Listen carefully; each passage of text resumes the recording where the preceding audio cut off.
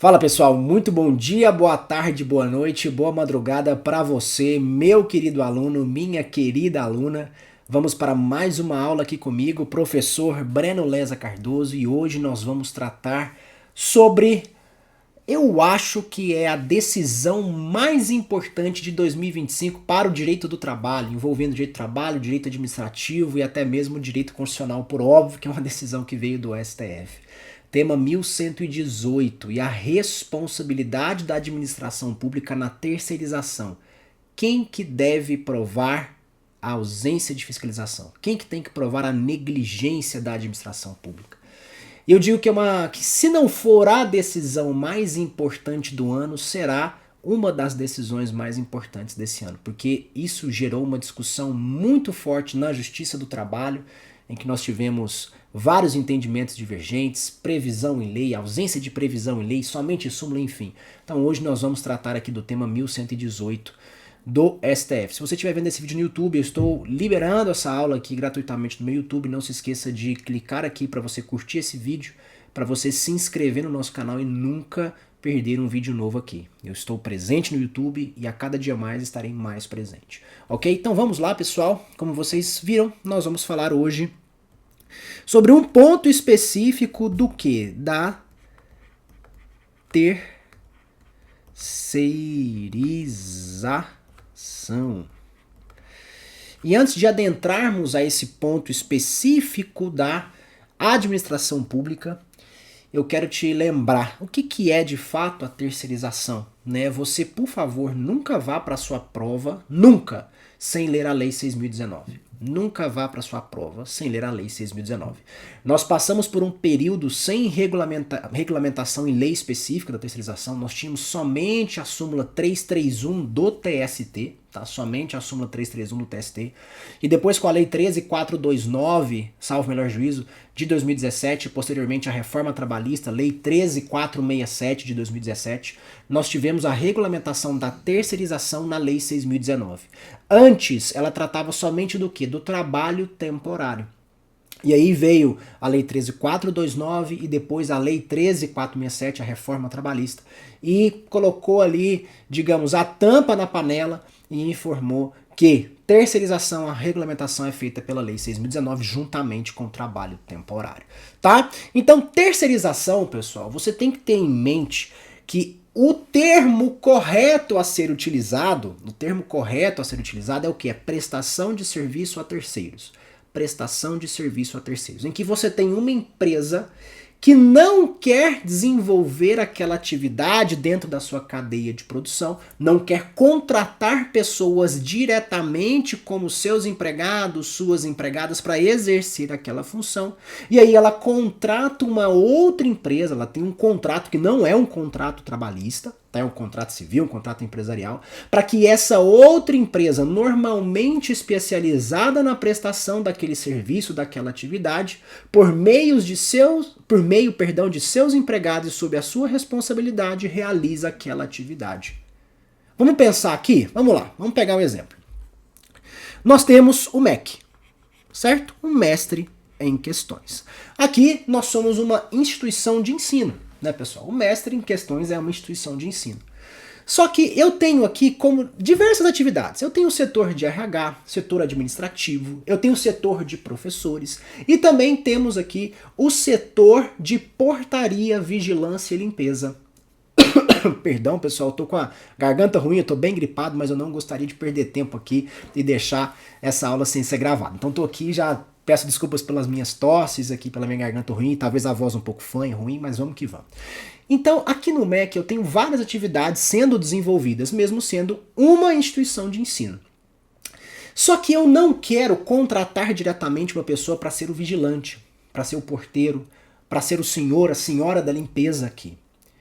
Então eu posso contratar uma outra pessoa jurídica, uma outra empresa, para que essa empresa especializada naquela atividade possa exercer essa atividade sob sua responsabilidade e com seus empregados. Então, voltando aqui, o MEC, instituição de ensino, só que nós temos aqui a empresa Limpa Fácil. A empresa Limpa Fácil é uma prestadora de serviço de limpeza e nós temos aqui o fulano, que é empregado dessa empresa Limpa Fácil, que será contratada pelo MEC. Então já vamos colocar aqui, que será contratada pelo MEC. Nossa, ficou muito torto isso aqui, né, pessoal? O que é isso? Aí não, né? Para quê, pessoal? O MEC vai contratar para que essa empresa Limpa Fácil exerça atividade dentro da empresa, dentro do MEC, de limpeza, conservação e organização. Então aqui nós temos um contrato de prestação de serviço, certo? E como eu disse, o fulano, ele não é empregado do MEC, ele é empregado da empresa Limpa Fácil, ok? Empregado da empresa Limpa Fácil. Só que o fulano vai exercer as suas funções, ele vai exercer as suas funções no MEC.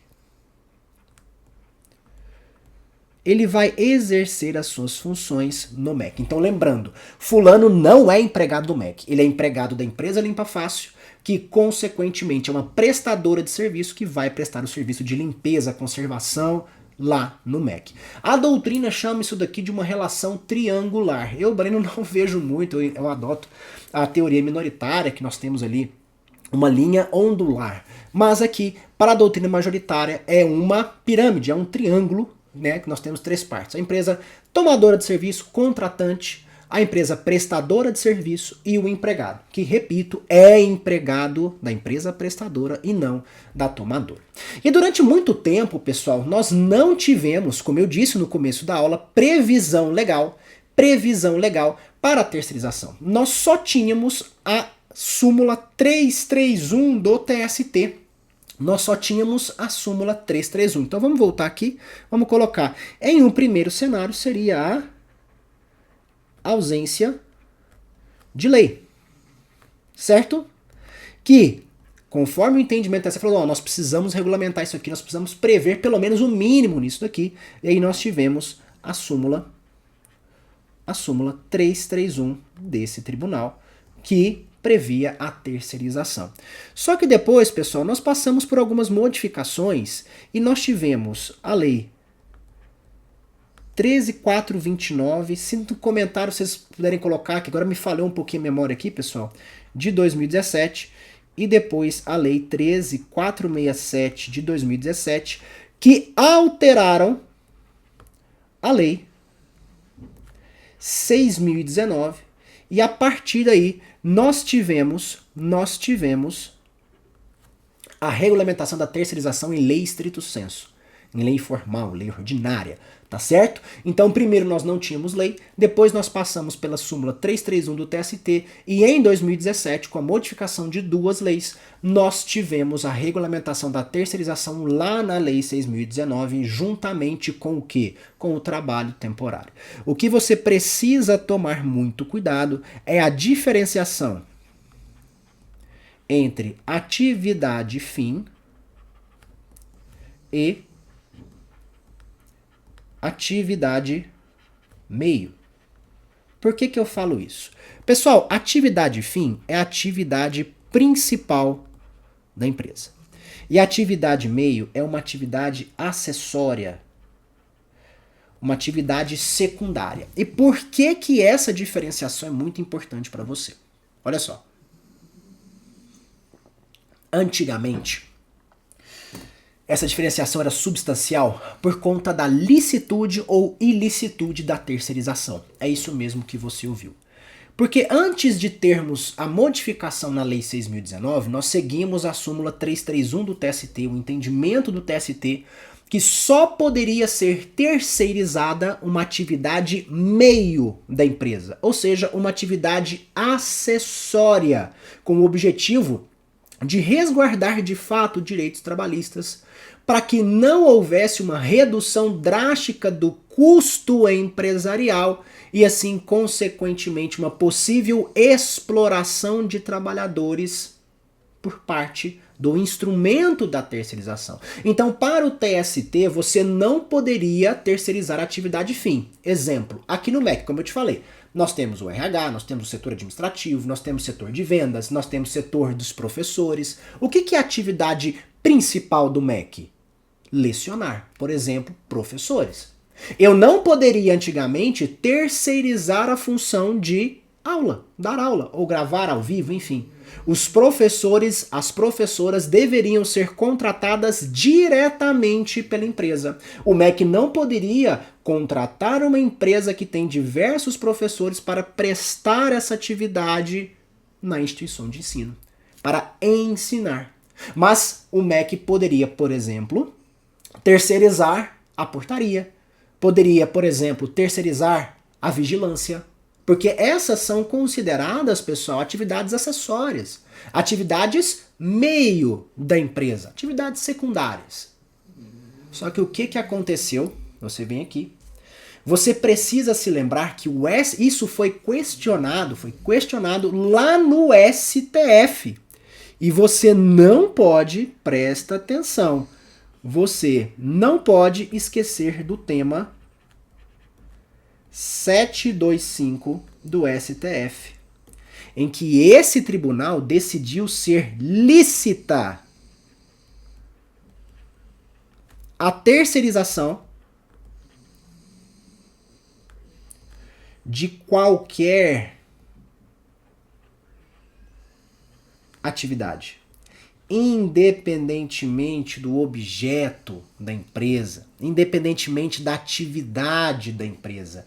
Segundo o STF, no tema 725, perdão, pessoal, a terceirização de qualquer atividade da empresa é lícita, independentemente do objeto social dessas empresas envolvidas, mas desde que seja resguardada a responsabilidade subsidiária de quem? Da empresa contratante. Então, no nosso exemplo aqui, quem é a empresa contratante? Olha só, o MEC é a empresa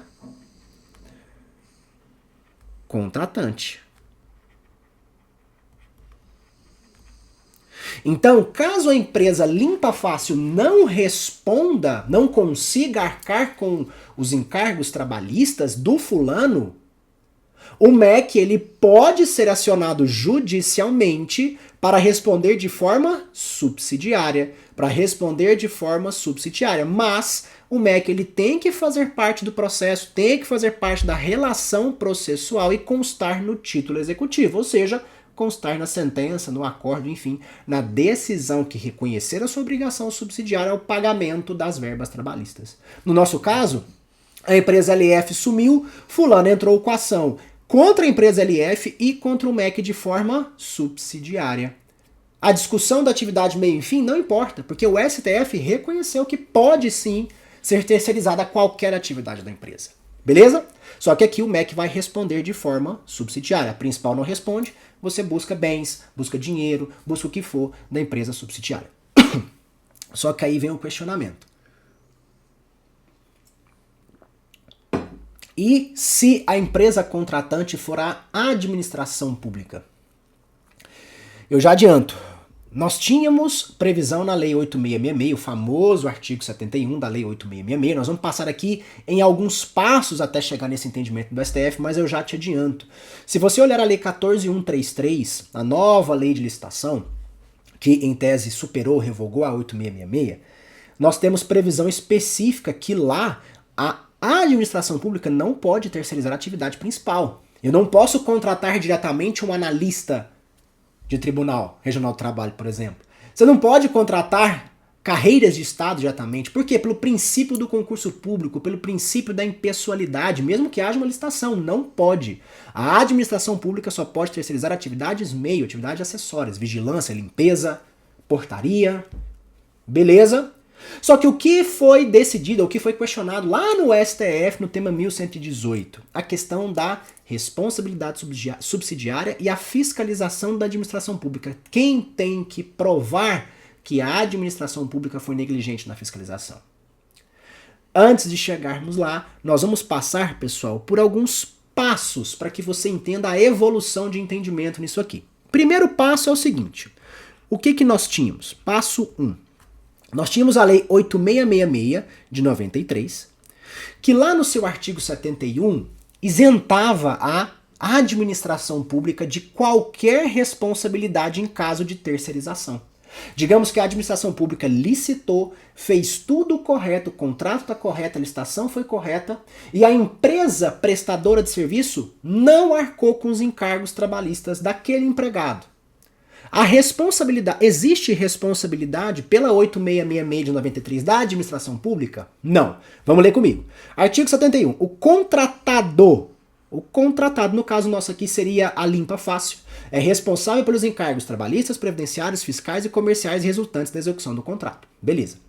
Eu só não estou passando pela 14133, pessoal, que essa decisão do STF, ela envolveu tudo isso daqui antes mesmo da 14133, beleza? Parágrafo 1º. A inadimplência do contratado, com referência aos encargos fiscais, trabalhistas, comerciais, não transfere à administração pública a responsabilidade por seu pagamento, nem poderá onerar o objeto do contrato ou restringir a regularização e o uso das obras e edificações, inclusive perante o registro de imóveis.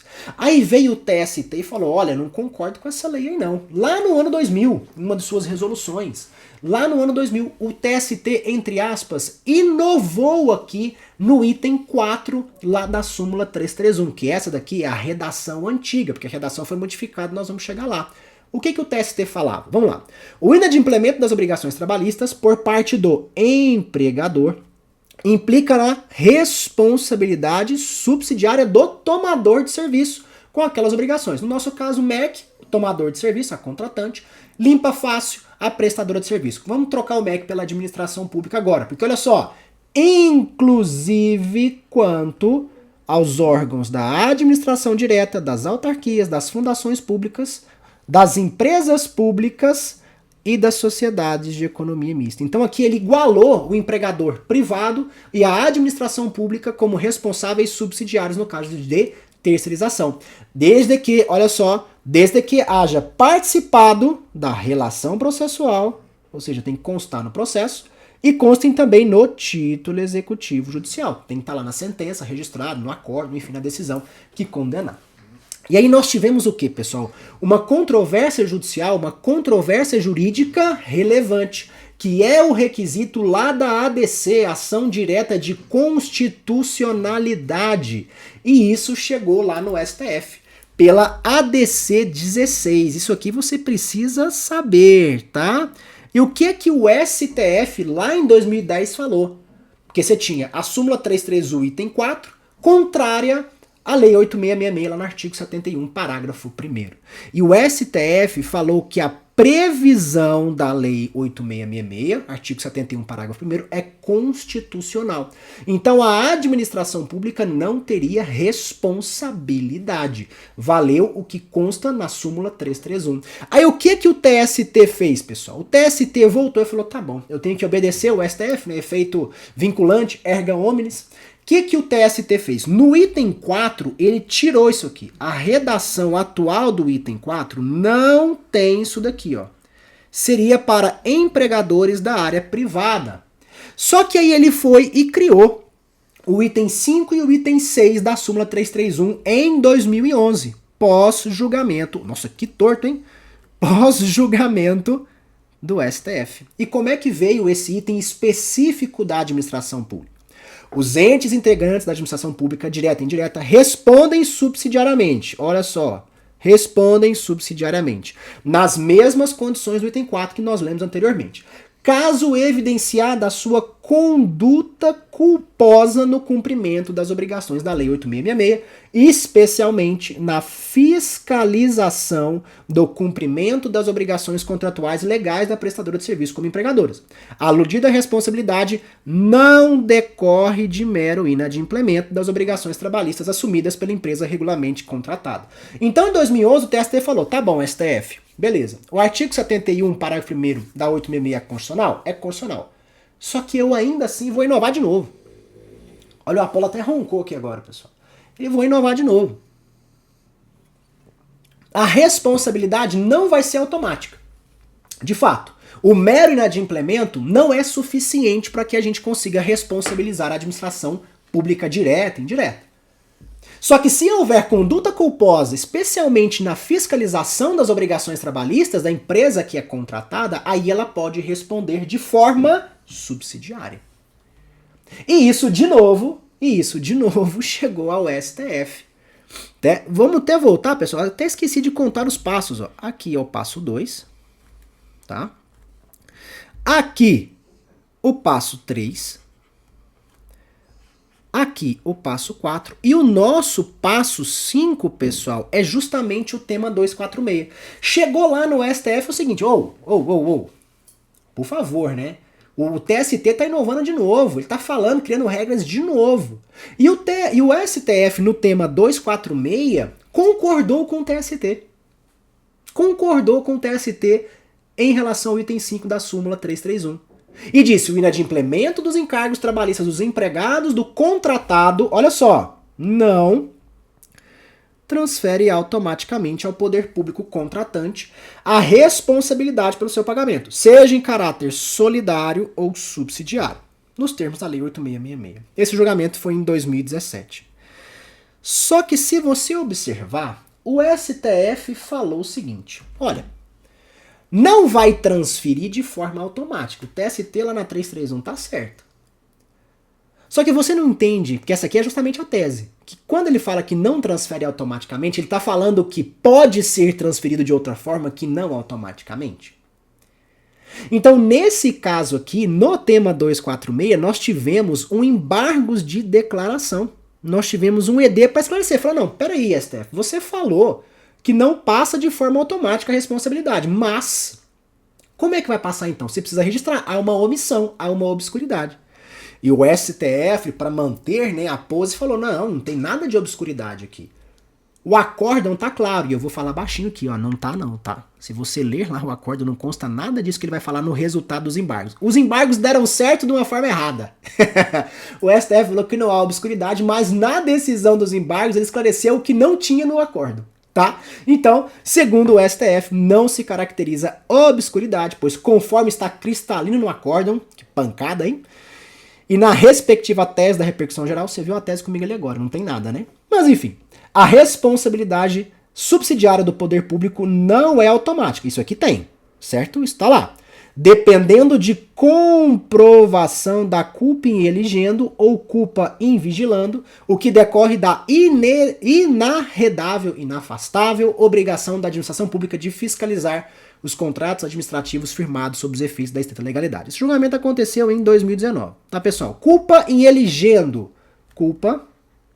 Deixa eu colocar um pouquinho mais para trás, pra gente não confundir ele depois. Culpa em eligendo é a culpa na escolha. E culpa em vigilando é culpa na fiscalização.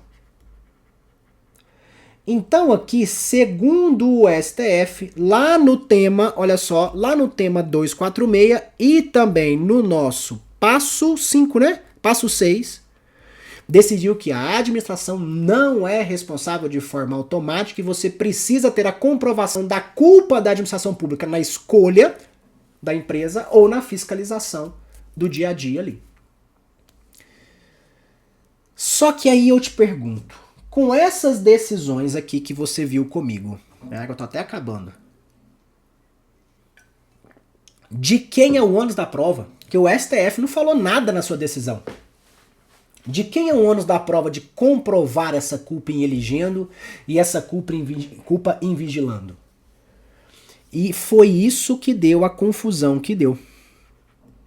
Posteriormente, aqui no nosso passo 7, a SDI1 do TST, e eu ressalto para você, é a SDI1, a SDI2, a SDC, plenário e órgão especial do TST, que uniformizam jurisprudência. A turma não uniformiza. Então, se a decisão é da SDI, ela é obrigatória. Ela uniformiza o entendimento do tribunal. Tá? O que a SDI do TST decidiu depois?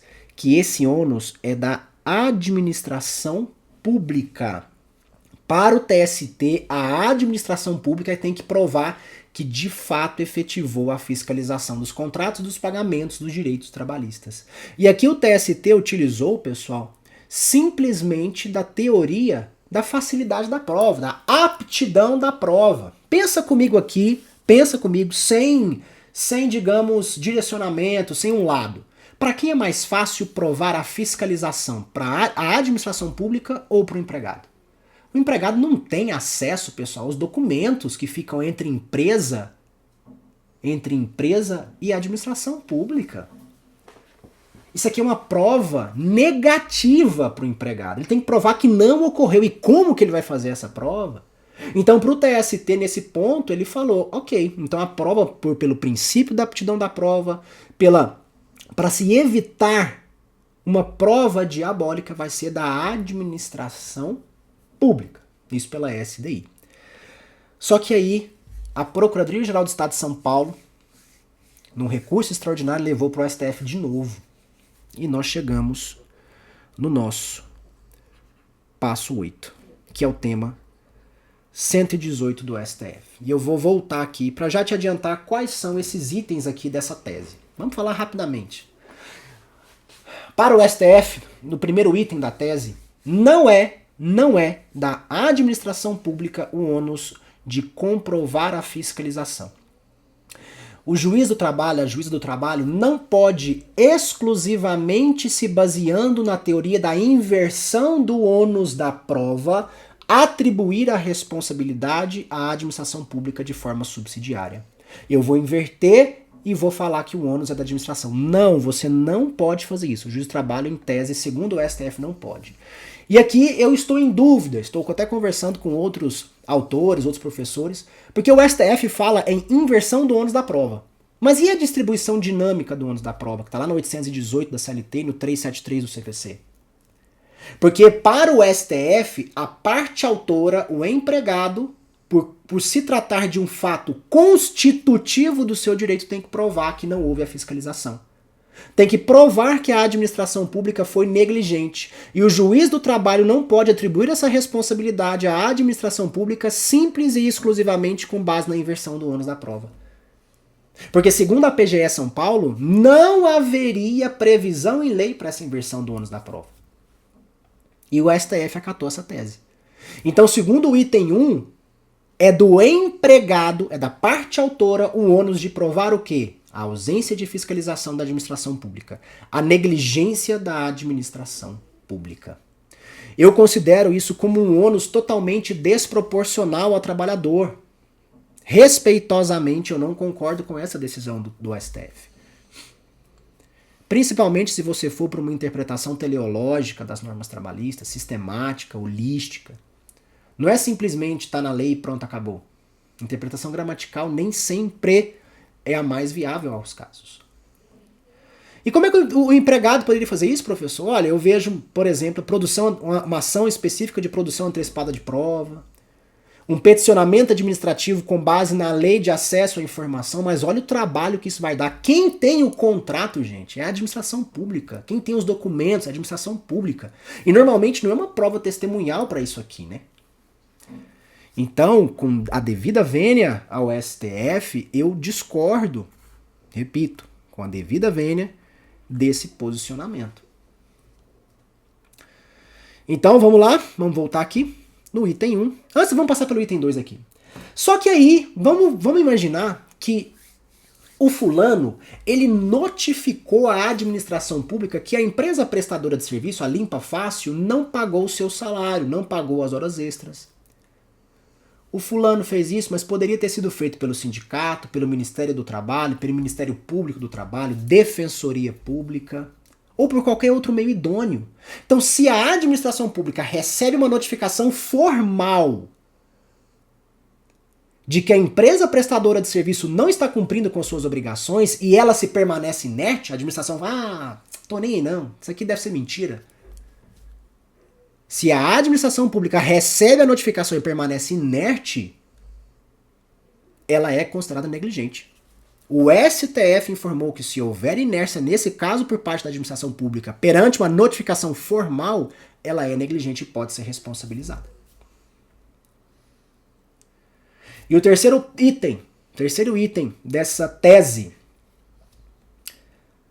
a administração pública, ela é responsável direta e principal quanto ao meio ambiente de trabalho. Se houver a terceirização e o empregado da prestadora de serviço for laborar nas dependências da administração pública ou em outro local previamente pactuado e registrado em contrato, o ônus de manter o ambiente salubre é da administração pública e não da prestadora de serviço. Então, quem é a responsável direta pelo meio ambiente do trabalho é a administração pública.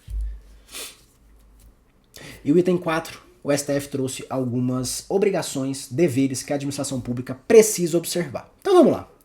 Item 1. Não há responsabilidade subsidiária da administração pública por encargos trabalhistas gerados pelo inadimplemento da empresa prestadora de serviço contratada, se amparada, olha só, exclusivamente na premissa da inversão do ônus da prova. Aqui fica a minha dúvida quanto à distribuição do ônus da prova. Remanescendo imprescindível a comprovação, olha só, pela parte autora da efetiva existência de comportamento negligente ou nexo de causalidade entre o dano por ele invocado e a conduta comissiva ou omissiva do poder público. Então, se a administração pública for negligente, ou por ato dela, ou ação dela, ato ou omissão dela, a empresa prestadora de serviço não pôde pagar os salários ou cumprir com as obrigações trabalhistas, a administração pública, ela é o quê? Responsável. Item 2. Haverá comportamento negligente quando a administração pública permanecer inerte após o recebimento de notificação formal de que a empresa contratada está descumprindo suas obrigações trabalhistas, enviada pelo trabalhador, sindicato, Ministério do Trabalho, Ministério Público do Trabalho, Defensoria Pública ou outro meio idôneo. Tá? Então lembre, tem que enviar a notificação formal e a administração pública permanecer inerte. Se ela agir, em tese ela não foi negligente, ok? Item 3. Constitui responsabilidade da administração pública garantir as condições de saúde e segurança dos trabalhadores quando o trabalho for realizado em suas dependências ou em local previamente convencionado em contrato. Item 4. Nos contratos de terceirização, a administração pública deverá exigir da contratada comprovação de capital social integralizado compatível com o número de empregados e adotar medidas para assegurar o cumprimento das obrigações trabalhistas pela contratada na forma do artigo 121, parágrafo 3º da Lei 14.133, tais como condicionar o pagamento à comprovação da quitação. Esse artigo, pessoal, ele traz algumas ações que são possíveis de serem adotadas pela administração pública para garantir o pagamento, para garantir os direitos trabalhistas. Ele pode exigir caução, por exemplo, ele pode congelar os pagamentos, reter pagamento da empresa até que ela pague os pagamentos, efetue, os pagamentos devidos aos trabalhadores. Ela mesmo diretamente pode reter o valor que ia ser passar para a empresa e pagar diretamente os trabalhadores. Tudo isso nesse artigo 121, parágrafo 3º, que você não pode deixar de ler para a sua prova. Tá certo? Pessoal, 35 minutos mais ou menos de aula. Eu quis trazer aqui de uma forma um pouquinho passo a passo, um pouquinho mais didática, para você entender onde estávamos e onde chegamos com essa decisão 1118 do STF. Até a Paulinha aqui roncou mais um pouco. Eu espero que você tenha gostado. Muito obrigado. Se você estiver vendo esse vídeo no YouTube, aqui na descrição do vídeo tem o link para você se matricular no nosso Aprova MEC TRT Primeira Região, que você vai ter cronograma, material de revisão, material base, material de jurisprudência, material de lei seca, vídeo aula com base na FCC, com dicas objetivas, resolução de questões, de aulas comigo de trabalho, processo de trabalho, e essas outras aulas sobre todas as matérias jurídicas e português, materiais sobre matérias jurídicas e português, e com certeza nós vamos estar com você rumo à sua aprovação. E se você está no YouTube, por favor, não esqueça de curtir o vídeo. Se você aprendeu alguma coisa aqui nessa aula, curta o vídeo, se inscreva no canal e comenta para mim qual é a sua opinião sobre essa decisão do STF. Você concorda, você discorda? E claro, se for fazer de forma respeitosa. Beleza? Pessoal, muito obrigado, fiquem com Deus. Até o próximo vídeo. Tchau, tchau.